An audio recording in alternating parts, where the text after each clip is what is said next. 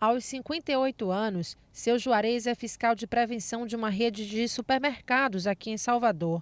Há 7 anos na empresa, ele é um exemplo de dedicação e disposição. Vai desde a recepção de mercadoria, como fiscalização nos setores da loja, os produtos que estão expostos, qualidade, data de validade, tudo isso. A velhice é apenas mais uma fase da vida e uma fase que pode ser bem longa. Quem sabe aproveitá-la comemora com doçura e alegria. Quando sai do trabalho, o funcionário que se aproxima da terceira idade ainda tem a netinha de 2 anos e 6 meses para agitar seus dias. Em casa, sim, tenho minha netinha Marina, que é muito agitada. Aí saio com ela, brinco, minha caminhada no final de tarde. Depois voltar para casa, descansar e começar um novo dia.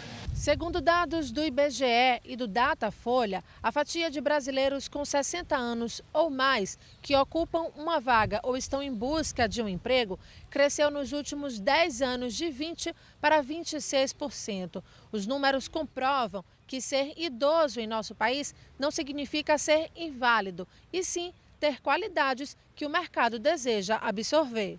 Uma das características, não vamos dizer negativa, mas de dificuldade de trabalhar com o público idoso, é a questão da resistência com as tecnologias. Mas isso pode ser sanado desde o momento em que a empresa se preocupa com isso e pode dar cursos, capacitação, para que esse idoso ele tenha mais familiaridade. Eu sugiro que esse público ele fique mais frente a frente com o cliente, porque ele tem mais empatia, ele consegue ser menos, ele se irrita com menos facilidade, então ele responde com mais facilidade várias vezes quanto for necessário. Quantas vezes se perguntarem, ele vai responder. Uma outra dificuldade que ele tem é na tomada de decisão. Ele demora um pouco, porque ele precisa de comando, né? Então é um público que ele precisa ser bem orientado, ele precisa ser comandado para que ele execute uma tarefa.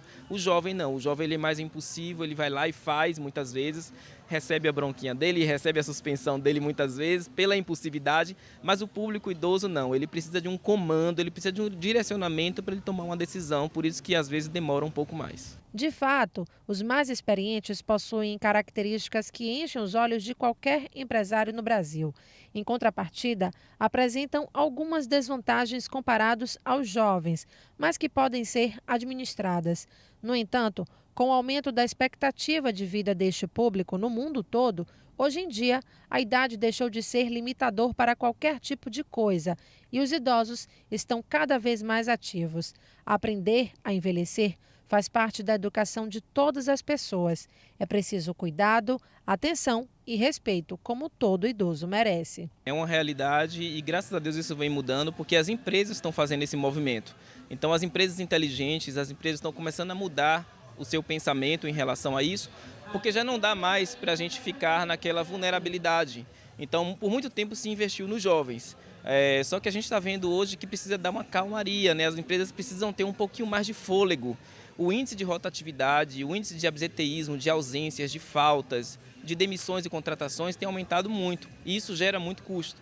E a gente tem um público aí, que é esse público idoso, acima de 50 anos, 60 anos, que é um público mais tranquilo, é um público mais calmo e que traz uma bagagem de experiência, não só profissional, mas também experiência de vida e que agrega muito para as organizações. Um bom exemplo é o Talentos Experientes em Ação, do local que seu Juarez é colaborador. O programa contrata pessoas acima de 50 anos para prestar serviço à empresa e o funcionário não pensa em parar tão cedo.